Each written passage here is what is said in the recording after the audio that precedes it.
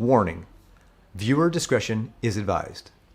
The video you are about to see is from the experiences of a highly trained professional. Do not attempt to do the things you see in this video before you have mastered spending and have become highly trained and disciplined in the art of charging credit cards and paying them off in full every month. Hey, what's up, YouTube? You're never gonna guess how much money I got paid from my credit card companies in 2020. I don't pay interest to my credit cards, they pay me. I'm probably their worst customer ever, and I love it. My name is Paris Clough, and this is Financial Self-Reliance. On this channel, we talk about the mindsets and the skill sets of the wealthy so that you can learn how to manage, protect, and grow your assets. If that sounds like the kind of community and channel you want to be a part of, go ahead and click like and subscribe so you don't miss any videos that I produce. I have 7 credit cards that give me significant cashback or cash discounts that I used in 2020. I'm only going to be able to share 5 of those because I couldn't find the numbers on one of them, and the 7th one I got later in the year, so it'll probably be on next year's report on how much I get paid in 2021. And that's my American Express Blue Preferred card. So I'm gonna go through each of the credit cards and how much money I got from each one of them. And then at the end, I'm gonna share with you the one that gave me the most cash back. And that one had a comma in it. Like the warning at the beginning of this video said, I'm a highly trained, highly skilled money master. I spent years developing the skills necessary to be disciplined in my spending so that I could use credit cards appropriately and to my advantage. And if you try this at home, make sure that you proceed carefully. Now, there are a lot of people out there that will tell you that credit cards are evil and that you should never get a credit card and that there's no value at all in having a credit card. And we won't mention any names, but credit cards are a tool like anything else. Just like a hammer, you can take a hammer and you can kill somebody, or you can take a hammer and you can build something. The same hammer can be used to destroy or to build. It's not the hammer's fault that it destroys or builds. It's the intent with which the person who is using that hammer has in using that hammer. So what's your intent? What's your purpose in using those credit cards? If it's to spend and go crazy, you're doing it wrong. You're gonna destroy your financial life. If you're doing it to build credit, if you're doing it to build cash back, if you're doing it to build rewards, then you're building something with that tool, and that's the proper use of a tool. If you haven't learned how to discipline your spending, then I genuinely agree credit cards are not for you. If you take the money you earn and you just go out and spend it without really properly planning and managing your money, this is probably not the video for you. But if you want to be disciplined in your spending, then credit cards can be a fantastic tool to help you build your financial future. So the first card I want to share with you is my American Express Blue card. So if you'll see in the spreadsheet that I made, I put together a spreadsheet of all the rewards and the different categories of rewards for cashback for each of my cards. And so I'll be referring to this spreadsheet you'll see on the side here throughout the video. So that first card is the American Express Blue card. And that one gives me 6% back at supermarkets, 6% back for streaming subscriptions, 3% back on transit, 3% back on gas stations, and 1% back on everything else. When I first signed up for the American Express card, they had a $300 bonus if I spent a certain dollar amount within a certain period of time. I spent that dollar amount within that period of time, and I've already gotten my $300 bonus, but I didn't get it in 2020, so it'll have to go on my video that I do next year for my 2021 results. As you can see, American Express is very generous, especially on groceries and streaming services. So I actually buy a lot of my groceries with my American Express card, and all of my streaming services are also charged on the American Express card, so I can get that 6% and take advantage of that. So actually the first card that I have that actually had results in 2020 is my Capital One Quicksilver MasterCard.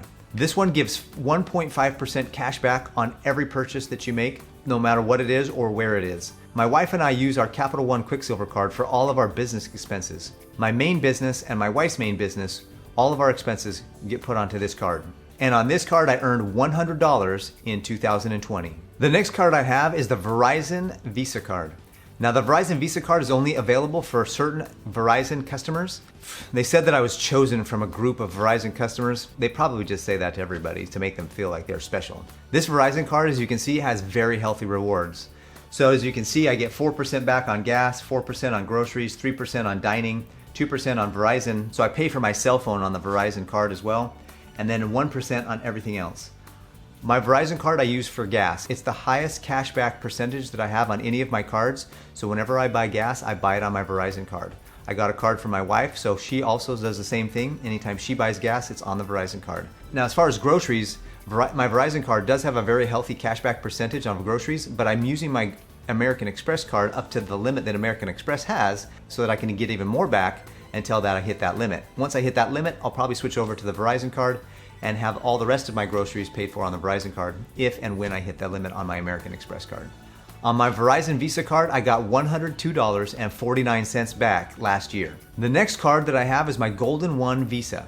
Golden One is a credit union in town, and they had a Visa card that had a really healthy cashback program. My Golden One Visa was my go-to card on gas and groceries until I got my Verizon Visa card and my American Express card.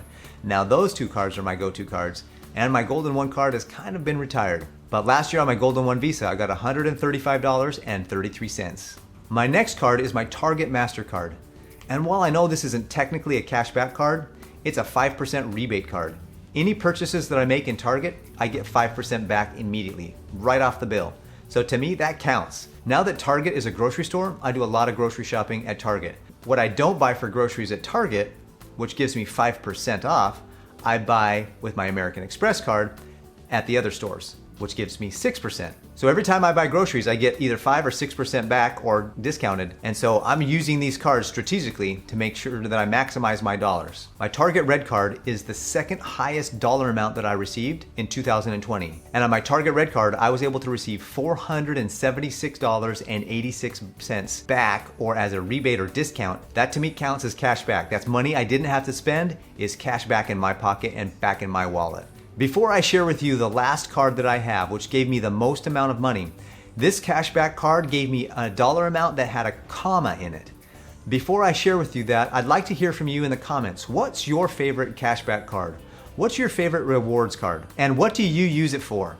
All right, are you ready? Now I have a family of 7, my wife and I and our 5 kids. And we have a lot of purchasing that we do every year. I recognize that that really helps towards getting these cashback percentages, but I really love to shop on Amazon. So you probably guessed it. My biggest card is my Amazon Prime card. I love this card. I shop all the time on Amazon between Christmas gifts, birthday gifts, and just regular shopping, projects, programs, all the things that I do throughout the year.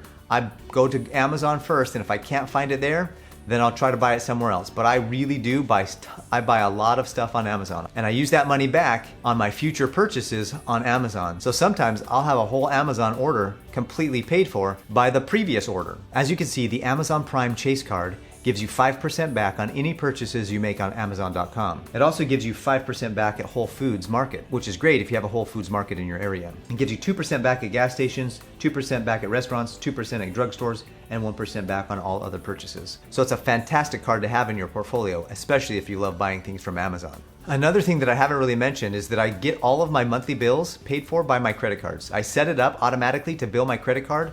All but 3 of my monthly bills can do that, so I set that up to automatically charge off my credit card so that I can maximize those points. The 3 bills that I have on a monthly basis that I don't have on my credit card would have charged me a fee to charge on a credit card, and I don't pay fees. It's actually against my financial religion to pay fees. I earn money from my credit cards. I don't pay money to my credit cards. So are you ready for the reveal? How much money did I get back from my Amazon Prime account last year? It was $1,214.86. That's huge. I can't believe it. I couldn't believe it myself when I saw it. I love that. That's like $100 a month.